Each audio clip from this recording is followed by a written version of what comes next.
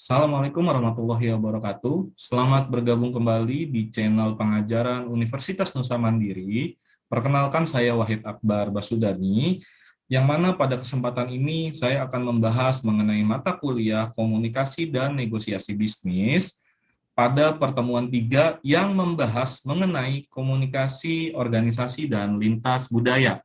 Kita masuk langsung kepada materi yang pertama, yaitu mengenai komunikasi organisasi. Sebelum kita mengetahui mengenai komunikasi organisasi, ada baiknya kita mengetahui dulu apa itu organisasi.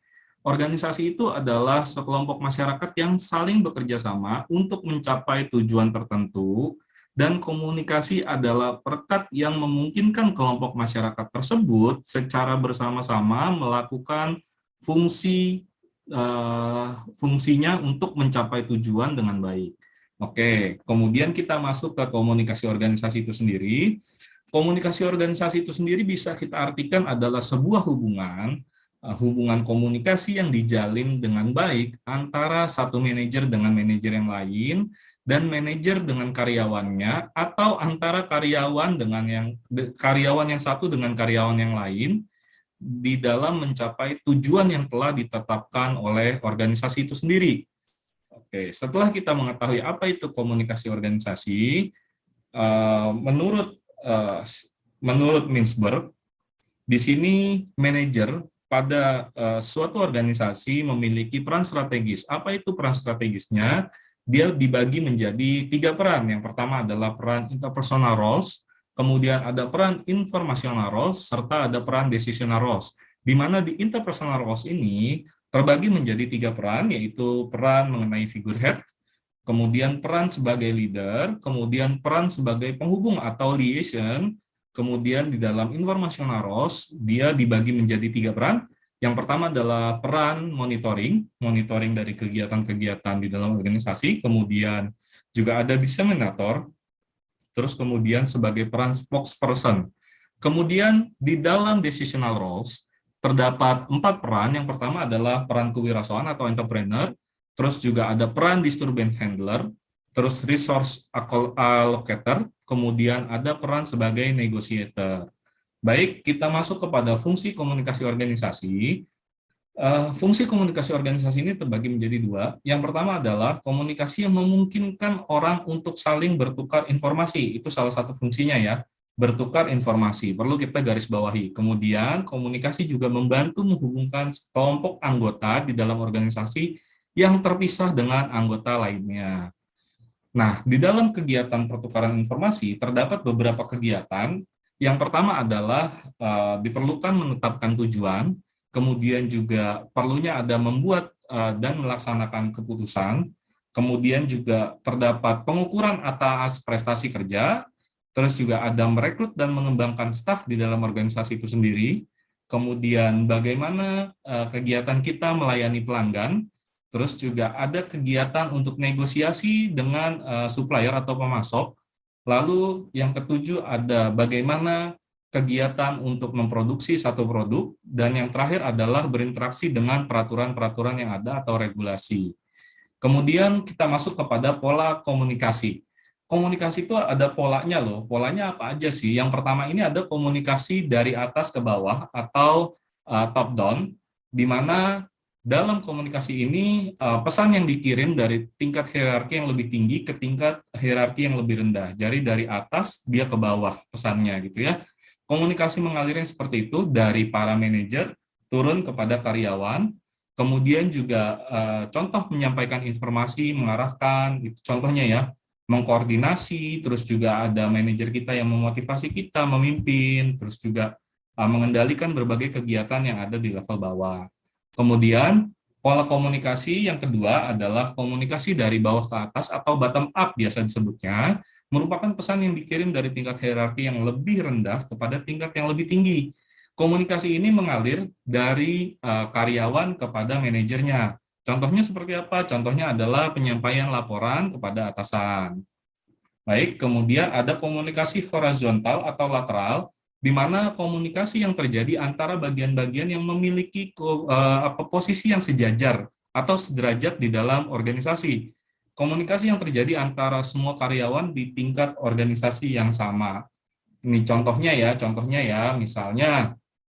eh, misalnya saya bagian accounting, terus kemudian saya butuh informasi mengenai, saya mau membuat HPP, kemudian saya harus tahu dong uh, harga pokok dari satu barang itu berapa. Otomatis saya akan mempertanyakan masalah berapa sih pokok pembelian dari satu produk itu untuk jadi bahan baku untuk menjadi barang jadinya.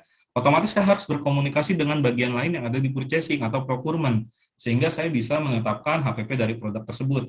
Nah, itulah yang disebut komunikasi horizontal. Kemudian ada komunikasi diagonal, yaitu komunikasi yang melibatkan antara dua tingkat level organisasi yang berbeda. Komunikasi ini memotong bidang kerja dan tingkatan organisasi. Contohnya, komunikasi formal antara manajer pemasaran dengan bagian produksi. Jadi kayak misalnya si manajer pemasaran nih pengen tahu kira-kira ketika misalnya ada customer dia yang memesan dalam jumlah banyak, bagian produksi ini mampu nggak menghandle itu. Kemudian langsung komunikasi dengan bagian produksi gitu ya. Kemudian kita next, ada komunikasi informal. Komunikasi ini cenderung luas dan fleksibel, tidak ketat, sebagaimana komunikasi yang terjadi pada saat-saat istirahat kerja gitu ya. Jadi kayak lagi istirahat kerja, terus lagi santai-santai, kita ngobrolin nih mengenai kerjaan atau mengenai hal-hal lain, itu bisa dibilang komunikasi informal. Biasanya dilakukan oleh orang-orang yang terlibat di dalam satu organisasi tanpa memperdulikan jenjang hierarki, pangkat atau kedudukan jabatan, sehingga komunikasi bisa secara luas ya, bisa ngomongin apa aja, bisa tentang politik, sosial, budaya gitu, antara yang menjabat misalnya manajer dengan karyawan atau sebaliknya gitu ya. Jadi informal lah, bebas aja, santai. Kemudian kita masuk kepada subbahasan berikutnya mengenai mengelola komunikasi organisasi. Yang pertama ada penanganan pesan-pesan secara rutin. Kayak misalnya kan kita pasti ada di dalam dunia kerja tuh ada pesan-pesan yang secara rutin itu kita lakukan gitu ya. Nah, kemudian bagaimana pesan-pesan rutin ini bisa terlaksana secara efektif? Yang pertama itu kita dapat melakukan mengurangi jumlah pesan yang ada, kayak pesan-pesan yang tidak terlalu penting atau tidak perlu sebaiknya dieliminasi. Kemudian juga kita perlu sebuah instruksi yang jelas agar tidak terjadi kesalahan dalam bekerja. Kemudian juga kita perlu pendelegasian tanggung jawab atau pendelegasian tugas. Terus juga kita perlu yang namanya melatih petugas gitu ya, biar tidak terjadi kesalahan-kesalahan dalam melaksanakan pekerjaan. Kemudian ada penanganan krisis komunikasi. Bagaimana penanganannya? Yang pertama adalah kita perlu siapkan tim yang terampil dan cekatan dalam menghadapi krisis dalam komunikasi. Terus usahakan agar manajemen puncak segera bertindak saat terjadinya krisis komunikasi. Kita juga perlu menciptakan sebuah pusat informasi sebagai representasi perusahaan yang dilengkapi dengan berbagai peralatan komunikasi. Terus juga kita perlu menceritakan satu kejadian secara menyeluruh, terbuka, dan jujur. Jadi jika memang ada yang salah, kita perlu melaksanakan apa ya? Kita perlu meminta maaf lah, biar tidak terjadi kesalahan-kesalahan berikutnya. Terus kemudian juga kita perlu menunjukkan keseriusan perasaan bukan hanya saja dalam pernyataan, tapi juga dalam tindakan yang nyata. Kalau misalnya terjadi kesalahan-kesalahan dalam bertugas atau terjadinya kesalahan-kesalahan dalam komunikasi. Kemudian kita masuk kepada bahasan berikutnya, bentuk komunikasi organisasi. Yang pertama itu ada rapat ya. Rapat itu merupakan tempat komunikasi utama yang dilaksanakan di ruang konferensi informal melalui internet atau sebagai rapat virtual ya. Terus juga kita bisa membuat rapat lebih produktif dengan beberapa cara ya. Yang pertama adalah kita harus putuskan dulu tujuan dari rapat itu dilaksanakan, terus juga kita harus memilih partisipasi yang ikut rapat. Jadi kita saring, kayak misalnya kita mau ngomongin mengenai laporan keuangan. Nah, kalau misalnya kita undang orang marketing itu kurang tepat. Jadi kita harus pilih partisipan yang tepat gitu ya. Misalnya isinya orang-orang accounting di dalamnya, misalnya seperti itu. Atau misalnya kita mau ngomongin target penjualan. Nah, kita nggak bisa tuh ngundang orang accounting gitu ya. Karena itu akan tidak nyambung gitu ya. Terus juga kita harus milih waktu, terus juga kita harus memilih fasilitas yang ada, terus juga kita harus menetapkan agenda atas pelaksanaan rapat tersebut. Kemudian, memimpin dan berpartisipasi dalam rapat. Semua orang memiliki tanggung jawab yang sama untuk melaksanakan rapat dengan sukses. Nah, bagaimana caranya agar rapat yang kita laksanakan itu bisa sukses. Yang pertama adalah kita harus jaga agar rapatnya itu tetap pada jalurnya. Artinya begini, mungkin teman-teman sering ya menemui keadaan ketika rapat itu ada orang-orang yang sering mendistrak gitu ya. Dia suka kayak mengalihkan omongan, terus juga pembicaraan juga nggak tepat, dibawa bercanda. Akhirnya rapat itu nggak mencapai tujuannya gitu ya. Nah, jadi kita perlu secara masing-masing, secara individu menjaga juga agar rapatnya ini tetap pada jalurnya. Kalau misalnya ada yang melenceng-melenceng, kita harus bisa mengingatkan, Pak, Bu, kita bahas yang sesuai tema aja ya, gitu, biar tidak melenceng. Gitu. Kemudian terus kita harus mengikuti aturan yang disepakati di dalam rapat. Terus juga kita harus mendorong partisipasi, eh, kayak misalnya sebuah apa ya moderasi rapat itu, jadi kayak misalnya bagaimana Pak, ada pendapat menurut Bapak ini gitu, jadi semuanya bisa berpartisipasi. Terus kita juga harus berpartisipasi secara aktif.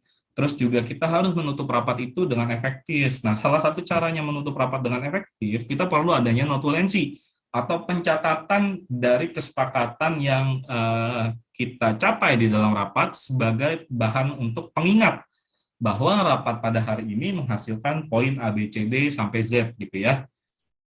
Baik, kita lanjut ke poin ketiga ya, di mana kita harus memperbaiki keterampilan dalam mendengar. Dalam mendengar yang efektif itu sangat bermanfaat untuk kita. Karena apa? Karena dapat memperkuat hubungan secara organisasional, bisa juga meningkatkan pengiriman produk, bisa juga menyiapkan organisasi akan peluang-peluang inovasi yang ada, terus kemudian memungkinkan organisasi untuk mengelola tumbuhnya aneka ragam dalam angkatan kerja, terus juga tumbuhnya aneka ragam para pelanggan yang harus dilayani oleh perusahaan. Nah, gimana sih caranya memperbaiki keterampilan dalam mendengar?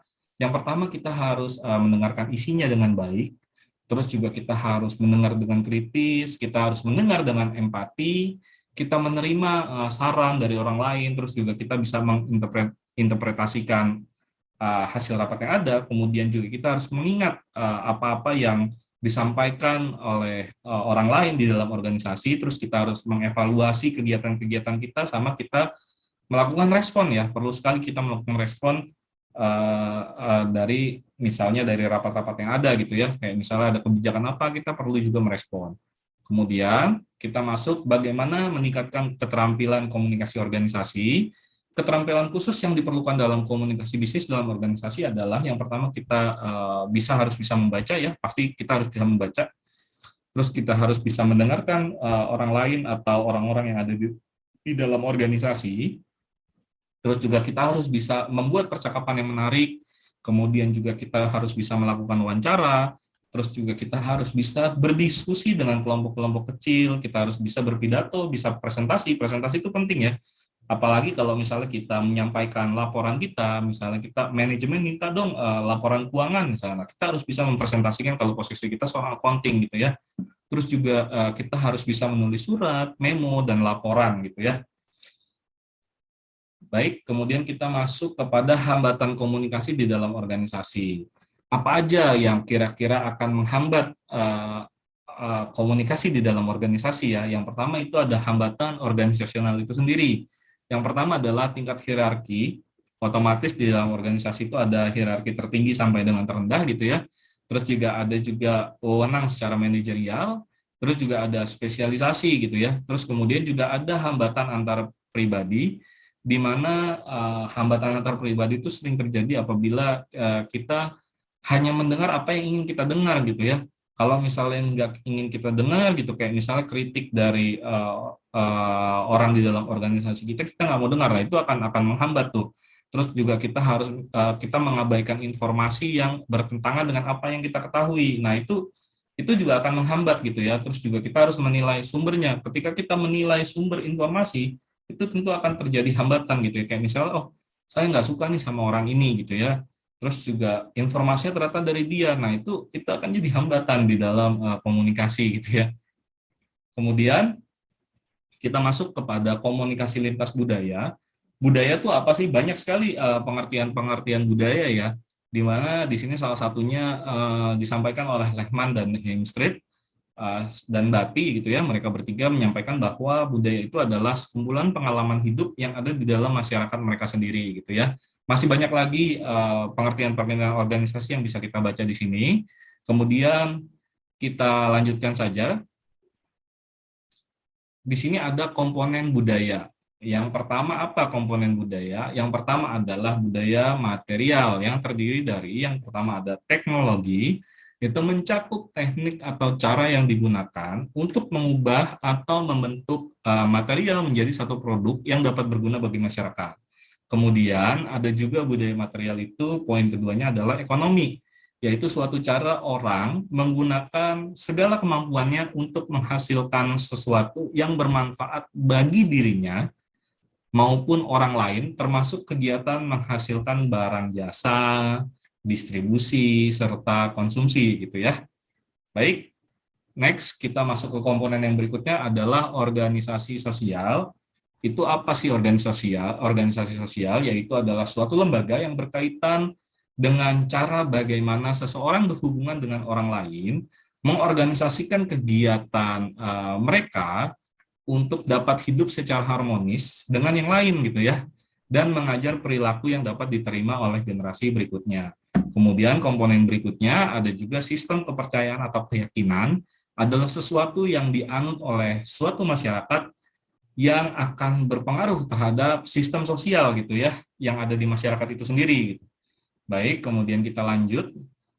Komponen berikutnya ada estetika. Estetika itu berkaitan dengan nilai-nilai seni, hikayat gitu ya, terus dongeng, musik, drama, dan tari-tarian gitu ya. Nilai-nilai estetika ditunjukkan masyarakat dalam berbagai peran.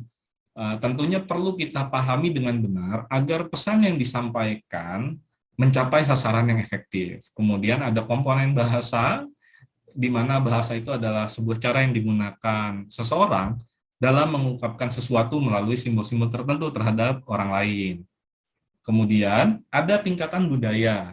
Tingkatan budaya yang pertama ada formal, yaitu di mana tradisi atau kebiasaan yang dilakukan oleh suatu masyarakat yang turun-temurun dari satu generasi ke generasi berikutnya, dan itu biasanya bersifat formal atau resmi. Oke, kita masuk ke tingkatan informal, ya, di mana budaya lebih banyak diteruskan oleh suatu masyarakat dari generasi ke generasi berikutnya melalui apa yang dia dengar gitu ya, terus apa yang dia lihat, terus kemudian dipakai atau digunakan dan dilakukan tanpa diketahui alasannya mengapa hal tersebut dilakukan gitu ya. Gitu, kayak misalnya contohnya apa ya?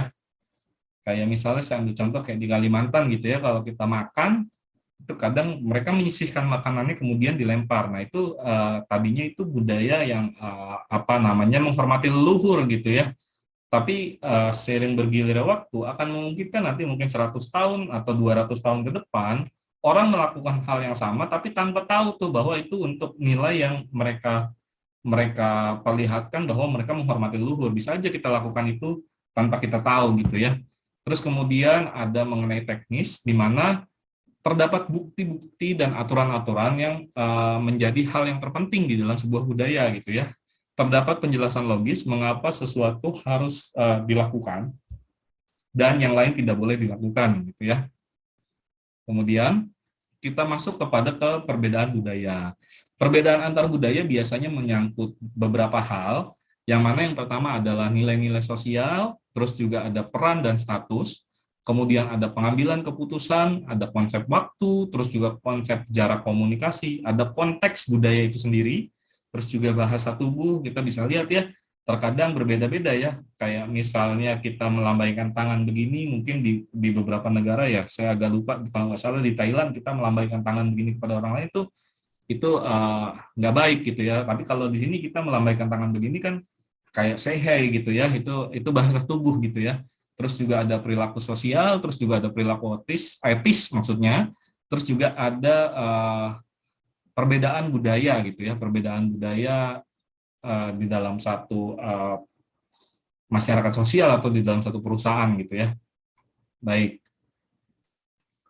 Kemudian kita masuk kepada komunikasi bisnis lintas budaya. Komunikasi yang digunakan di dalam dunia bisnis, baik komunikasi verbal maupun nonverbal, yang memperhatikan faktor-faktor budaya di satu daerah, wilayah, atau negara gitu ya. Apa sih pentingnya komunikasi lintas budaya? Bahwasanya sebagai pertukaran informasi antar negara atau wilayah, terus juga kita bisa mempererat hubungan kerjasama antar negara itu sendiri atau wilayah itu sendiri. Terus juga kita bisa memenuhi kebutuhan suatu negara atau wilayah. Kayak misalnya, ya misalnya gini deh, Indonesia itu jarang ya kita nanam gandum, tapi masyarakat sekarang kan masyarakat modern banyak yang mengkonsumsi gandum ya untuk pola hidup sehat. Nah, otomatis kita harus impor gitu ya. Itu petani gandum itu adanya di Australia gitu ya, banyaknya ya. Kayak di Ukraine juga yang lagi diinvasi Rusia juga banyak tuh. Nah, otomatis kita beli gitu ya, karena kita butuh gandumnya gitu. Mungkin sebaliknya, kita nggak tahu juga, mungkin aja mereka juga butuh beras. Ya, itu jadi pemenuhan itu penting, makanya perlu komunikasi bisnis lintas budaya gitu ya. Next, kemudian kita perlu keterampilan berkomunikasi antar budaya. Nah, gimana sih keterampilannya? Yang pertama kita harus mempelajari budaya-budaya dan bahasa lain itu sendiri. Kayak misalnya kita misalnya harus berdagang dengan orang Jepang gitu ya. Kalau misalnya kita pelajari kan kita bisa bisa apa ya? Mereka merasa budaya mereka dihargai gitu ya. Bahasa mereka dihargai. Otomatis biasanya mungkin mereka lebih apa ya? Bisa menjadi bisnis yang lebih erat hubungannya dengan kita ya. Terus juga kita harus menghargai preferensi gaya, di mana gaya atau gestur itu berbeda-beda tiap budaya gitu ya. Terus juga kita harus menggunakan interpreter, penerjemah atau peranti lunak ya, software ya yang mengandung terjemah. Agar apa? Misalnya kayak misalnya belum tentu nih kita misalnya berbisnis dengan orang China, mereka bisa bahasa Inggris, belum tentu gitu ya, walaupun sudah banyak yang bisa pasti, yang skala-skala perusahaan internasional, tapi belum tentu gitu ya, banyak. Jadi agar tidak terjadi hambatan akan bahasa, maka kita perlu penerjemah atau peranti lunak sebagai terjemah kita, atau mungkin kitanya sendiri yang nggak bisa bahasa Inggris gitu ya, makanya kita perlu itu. Terus juga kemudian ada juga kita harus membantu orang lain beradaptasi dengan budaya kita gitu ya. Terus juga kita perlu mendengar dengan seksama. Ini sekali lagi poin mendengar dengan seksama itu perlu sekali. Terus juga kita harus bisa menulis dan berbicara dengan jelas ketika berkomunikasi dengan budaya yang berbeda, gitu ya. Kemudian komunikasi dengan orang berbudaya asing, gitu ya. Contoh komunikasi lintas budaya di beberapa negara, misalnya kita lihat di sini ada di Spanyol, di mana orang berjabat tangan paling lama antara 5 sampai 7 ayunan. Jadi mereka lama nih, ayunannya itu lama ketika berjabat tangan gitu ya. Dan ketika kita melepas tangan kita secepat mungkin sebelum angka di 5 sampai 7 ayunan, itu dapat diartikan sebagai bentuk penolakan gitu ya.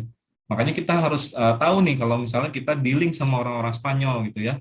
Terus juga sebaliknya kayak di Perancis nih orang berjabat tangan tuh cukup sekali ayunan gitu ya. Kalau misalnya sekali gitu ya. Terus kalau misalnya kalau kita ayunin terus itu akan aneh dianggap mereka gitu ya. Terus juga kayak misalnya kita berpartner gitu ya, berpartner dengan orang Arab gitu ya. Terus ini biasa terjadi biasanya kalau kita berpartner dengan orang-orang di, contohnya dulu saya punya supplier itu dari Italia, nama suppliernya Mates. Nah itu mereka tuh pernah gitu memberikan champagne gitu ke perusahaan saya sebagai bentuk hadiah akhir tahun gitu ya. Nah kalau misalnya dia berbisnis dengan orang Arab, jangan tuh dikasih gitu ya, karena itu akan menyinggung mereka gitu ya, karena tidak sesuai dengan agama Islam gitu ya. Makanya jangan diberikan alkohol. Baik, kemudian ada juga beberapa contoh lain kayak misalnya di Pakistan juga banyak banyak berpenduduknya kan banyak Muslim gitu ya. Jadi kayak misalnya di sebuah misalnya kita rapat terus terjadi azan gitu ya, mereka akan izin untuk sholat gitu ya. Terus juga misalnya kita jangan apa namanya menolak tawaran makanan dan minuman kayak di negara-negara Arab itu apa ya dibilangnya kurang baik lah kita ya. Nah terus banyak lagi contoh-contoh budaya-budaya di negara lain tuh banyak banget gitu ya. Teman-teman bisa cari yang mana kita perlu juga belajar akan budaya mereka gitu. Saya juga pernah yang tidak ada di slide ini saya contohkan gini, waktu itu saya punya vendor dari Jepang gitu ya. Nah, itu kondisinya dia benar-benar masih yang menganut budaya Jepang yang klasik gitu ya, yang lama. Jadi kayak misalnya ketika kita pamit dari dia tuh dia masih ngeliatin kita gitu.